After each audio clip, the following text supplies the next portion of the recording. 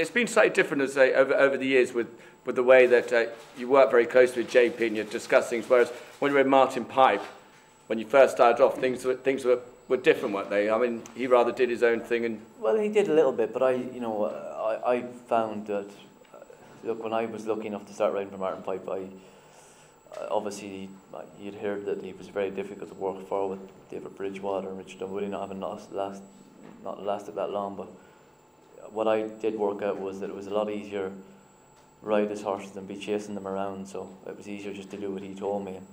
And after a year or whatever, it got to the point where he let me do what I want as well. So I've been very lucky in my career that I've ridden for very good people that have made my life and job very easy. So and obviously John, Joe and JP are no different. They let me get on with it, really. So but like everybody and everything in life, you know, people change, and it wasn't that long ago that perhaps, you know, this sort of day would never have come about because you perhaps weren't as approachable as you are now. Yeah. Thanks for that. You were everything. Everything was against you. Everyone, seemingly the stewards, the press, everyone, according to you. Why are you actually here? No, look, I was obviously a little bit wrapped up in myself. I was very, it was all about riding horses and about riding winners, and doing anything else wasn't important to me, or what else went on in the world wasn't important to me. Whereas I know that racing has been very good to me, and if I can give a little bit back to help the sport, then I should do. And I feel that being in the lucky position that I am, then I should do those things, So. Do you have a slight regret about saying that you were going to retire as early as you did? I mean, you're sort of an aging rock band on their last tour around the country, aren't you? Wherever you go, it's sort of people coming up to you. Are you sick to death of it yet? Well, I'm sitting beside a right rock star, boy. I look like an Asian. I picked the right lad to sit beside, haven't I? In some ways, I regret it, but in a lot of others, I don't. Look, I'm very flattered by the attention that I've had. It wasn't meant to be like that. It was just circumstances that led to it. I was saying to the lads downstairs earlier, when I was first asked about when I thought about retiring, I said 5 years ago, and in a lot of ways I did think about it 5 years ago, because I thought if I can win another 5 jockeys championships and get to 20, it's a lot, and I always had the fear about going on too long, about people asking me why I should be, why am I not retiring rather than when are you retiring, or I wanted people to be asking me why I was retiring.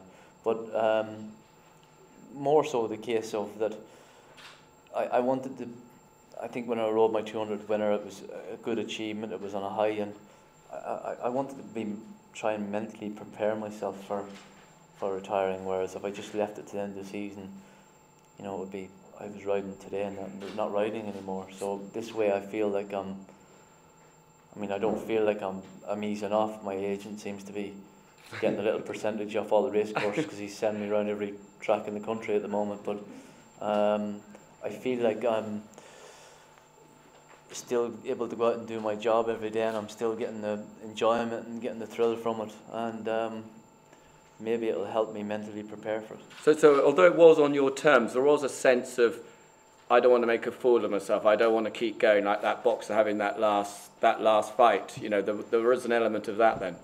Yeah, there was very much an element. I wanted, I wanted it to be this way. I've always said to myself that I want to retire whilst I'm still enjoying it, and while I'm still performing well, and whilst I'm champion jockey, which was most important. And it wasn't a case of thinking that if I was to carry on for another year. I've always,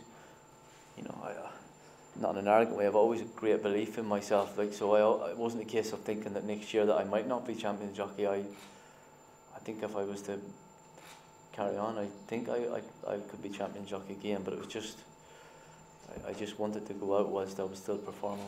It doesn't look like it when you watch your ride, but surely your attitude must have changed slightly when you can see the end of the road. You've said, I'm going to retire in whenever, so you know when you're going to retire. Do you go out there, do you feel slightly different? Do you perhaps not go for that long stride at the second last, or are you just riding exactly the same as you were before?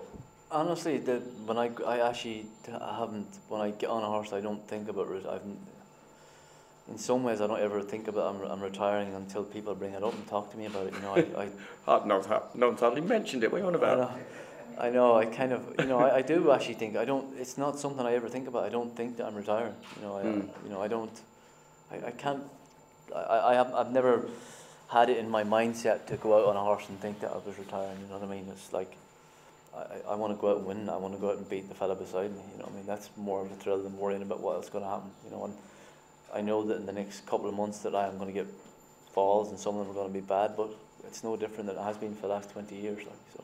Is there a chance, I mean, you've said, I suppose the ideal swan song would be to win on Shut the Front Door in the Grand National, what have you, but is there a chance that emotion might take over, Carlingford Lock crosses the line in front and you just say, right, sod it, that's it?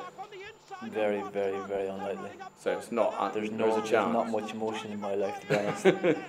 No, look, there's not. I want to ride in the Grand National, so for that reason, I won't be. And I've always, when I start something, I like to finish it. So I like to, but when I finish it, I don't know, but it won't be. And privately, have you got a, you don't have to tell us, but have you got something in your mind when you think it's going, or do you genuinely not really quite know? I genuinely don't know. I'm not going to think about that decision until after entry, and then I'll try and make a decision that sort of is the right one. Jokingly, we were mentioning Dunwoody and what happened, and indeed a lot of sportsmen afterwards. A lot of footballers. I mean, you're unlikely to go on the piss for the rest of your life, but I mean, a lot of people do. And have you really given it serious consideration, the hole that it's going to leave? Yeah, I worry about it. I do worry about it because I haven't known any other way of life for 20 odd years. The regime has been fairly repetitive, pretty much 7 days a week. So it's going to be a big shock to the system, and there's going to be no thrill, no adrenaline rush. There's going to be a lot of things missing in my life, but I don't know how I'm going to replace it. But look, I'm not the first sports person that it's happened to. It happens to. It's about being a realist, and you have to be realistic that you can't keep going forever. No one can do that. So it's about trying to cope with it the best I can. How that's going to happen, I don't know. But you're still going to ride. You genuinely like horses. It's not a job to you, is it? No. If it was a job, I'd probably have given up a long time ago. So. Look, I do it because I love it. It's a hobby. I like riding horses. That's the reason why I became a jockey in the first place. So I'm still going to ride out. Like I'm, I can see at some point. Obviously, I'll sit in a few horses for the boss that he might want to buy or whatever, and hopefully buy him a few good ones along the way. Or so that's something that might interest me. But would that excite you, having some of the store horses at your place and bringing them along? Well, no, not so much that, but I might go and still school a few of JP's horses around the other yards, whatever, just to keep the thrill there a little bit, if you like. But I will keep riding. We'll keep riding out on that.